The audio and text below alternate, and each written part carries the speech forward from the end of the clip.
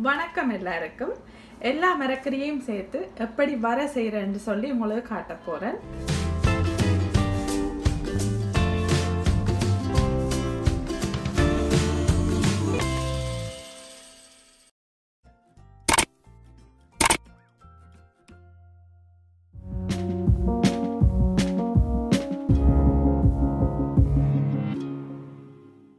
இந்த பவுலாலே ஒரு ஃபுல் கோவா எடுத்துருக்கிறேன். cauliflower எடுத்துருக்கிறேன். கொஞ்சம் முருக்கம் இலை. நான் முருக்கம் இலைக்கு பதிலாக கேளும் போடுறேன். நான் முருக்கம் இலையும் போடுறேன். நான் இன்றைக்கு என்கிட்ட கேள் இல்லாதபடியாக நான் முருக்கம் இலையை தனியாக போடுறேன். ஒரு கேரட், கொஞ்சம் போஞ்சி, ஒரு பெரிய வெங்காயம், சிவத்த வெங்காயம், 2 பச்சை மிளகாய், கொஞ்சம் பெருஞ்சீரகம், கருவேப்பிலை, எண்ணெய், கொஞ்சம் தேங்காய்ப்பூ, மஞ்சள் தூள், மிளகும் சின்ன சீரகமும் கொஞ்சம் போட்டு பவுடர் ஆக்கி வச்சுருக்கிறேன். அதுதான் மெயினான வாசத்தை தரும் இந்த வரைக்கு. இப்போ நான் உங்களுக்கு அப்படி வர செய்கிறேன்னு காட்டுறேன் பாருங்க. இப்போ தாச்சி நல்லா சுட்டுட்டுது. அதுக்குள்ள எண்ணெயை விடுவேன். கொஞ்சம் எண்ணெய் விட்டீங்கன்னா காணும்.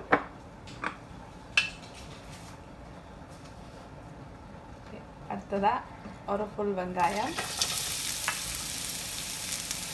சிவத்த வெங்காயம் அப்பவும் போடுங்க. சிவத்த வெங்காயம் ருசியாக இருக்கும். வெங்காயம், 2 பச்சை மிளகாய்,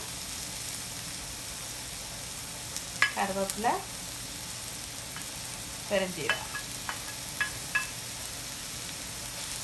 எல்லாத்தையும் ஒன்றா போட்டு ஒரு 5 மினிட்ஸ் நல்லா வதங்க விடுங்க. வெங்காயம் நிறைய நல்லா வதங்கணும் வேண்டியதில்லை, கொஞ்சம் வதங்கினா காணும். நாங்கள் 5 மினிட்ஸ் விடுவோம் வதங்குறதுக்கு. வெங்காயத்தை பாருங்க, வெங்காயம் நல்லா வதங்கிட்டுது. கோவாவை போடுறேன். எப்பவும் எல்லா மரக்கறியும் போட்ட பிறகு அடுப்பை வந்து லோவில் விடுங்க. லோவில் விட்டு குக் பண்ணால் தான் மரக்கறி எரியாது, வதங்கி நல்லா வரும். பத்தின போஞ்சி,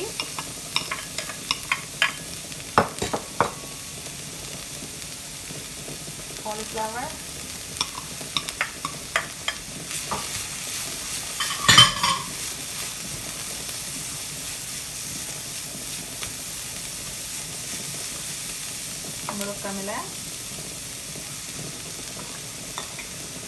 முருக்கமில்லை போட்டிங்கன்னு சொன்னால் எப்பவும் ஒரு வித்தியாசமான சுவையாக இருக்கும். நார்மலாக எல்லோரும் கூழுக்கு சூப்புக்கு எல்லாம் போடுவேன்னா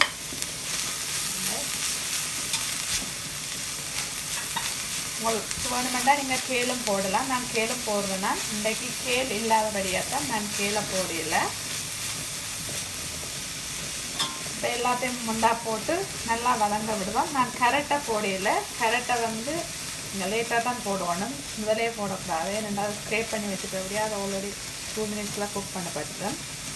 இப்போ எல்லா மரக்கறியும் சேர்ந்து ஒரு 10 மினிட்ஸ் நீங்கள் நல்லா வதங்க விடணும். இப்போ பாருங்க, எல்லா மரக்கறியும் நல்லா வதங்கிட்டுது. இனி ஸ்க்ரேப் பண்ண கரெக்டை போடுவோம்.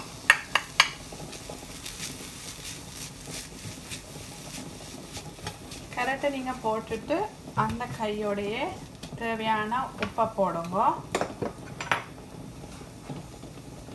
தேவைக்கேற்ற உப்பு போட்டால் சரி. கொஞ்சம் உப்பு எடுத்துருக்கேன்.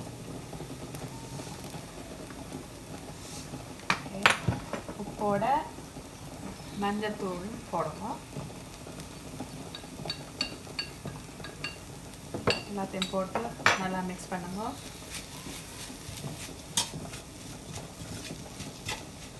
அப்போ வரைக்கு மஞ்சள் தூள் போடணும்.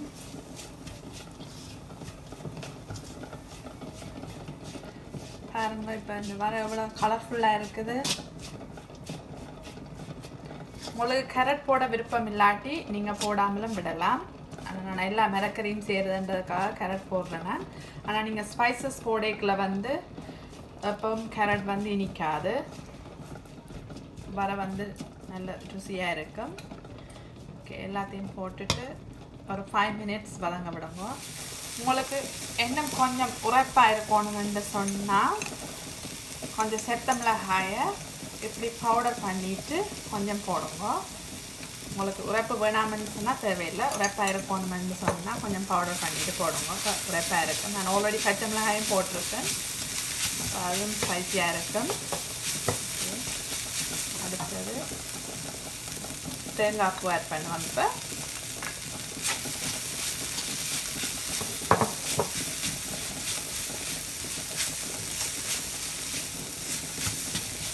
தேங்காய் பூ உங்களுக்கு கொஞ்சம் கூட வேணும்னு சொன்னால் நீங்கள் கொஞ்சம் கூட போடலாம். நான் கொஞ்சம் போட்டுருக்குறேன். அது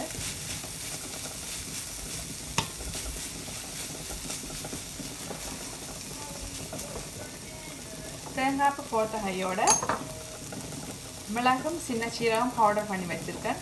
எப்பவும் மிளகையும் சின்ன சீரகத்தையும் ஃப்ரெஷ்ஷாக உங்கள்கிட்ட உரல் இருந்தால் உரலில் பவுடர் ஆக்குங்க, அல்லது மிஷினில் போட்டு பவுடர் ஆக்குங்க. இது நல்ல வாசமாக இருக்கும். நீங்கள் போட்டிங்கன்னு சொன்னால் எப்பவும் வரைக்கோ பால் கறிக்கு நீங்கள் போடுங்க, அது சுவையாக இருக்கும்.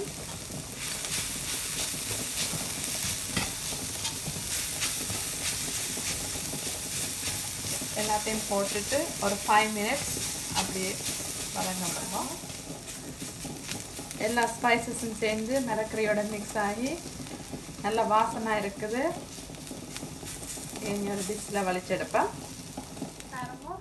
வர ரெடி ஆகிட்டுது.